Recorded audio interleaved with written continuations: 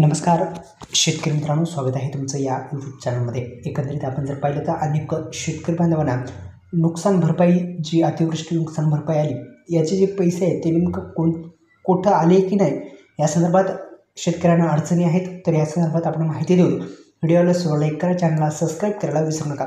अत्यंत महत्त्वाचं म्हणजे 31,628 कोटीचं पॅकेज राज्य सरकारच्या माध्यमातून वितरित करण्यास सुरुवात झाली।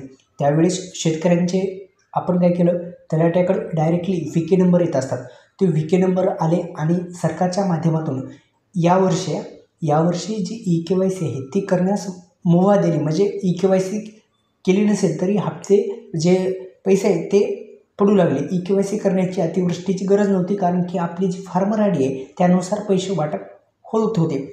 पण काही शेतकरी बांधवांना त्यामध्ये सुद्धा प्रॉब्लेम आला। काही शेतकरी बांधवांना जी फार्मर आयडी होती ती फार्मर आयडी काही शेतकऱ्यांनी काढली, काही शेतकऱ्यांनी काढली नाही। त्यामुळे थोडा प्रॉब्लेम शेतकरी बांधवांना आला।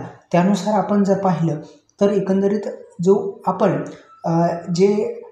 तुम्हाला जर या अतिवृष्टी नुकसान भरपाईचं जर स्टेटस काढायचं असेल तर तुम्हाला 2 मिनिटात कळणार आहे तुम्हाला किती पैसे आले। तर तुम्ही काय करायचं आहे, तुमचा जो तलाठी आहे त्या तलाठीकडून आपला जो व्हीके नंबर आहे शेतकरी मित्रांनो, ते व्हीके नंबर आणायचा आहे। व्हीके नंबर आपल्याकडे असेल तर अत्यंत चांगलं आहे, कारण की व्हीके नंबर आपल्याला लागणार आहे। आणि तुमची EKYC झाल्याच्या नंतर तुमच्याकडे व्हीके नंबर असेल आणि तुम्हाला पेमेंट कोणत्या बँकेत गेलं हे जर तुम्हाला पाहायचं असेल तर सोपं इथे आपला व्हीके नंबर एंटर करायचा आहे। मी ही अधिकृत वेबसाईटची लिंक तुम्ही घरबसल्या स्टेटस पाहू शकता, खाली डिस्क्रिप्शन बॉक्समध्ये देऊन टाकतो।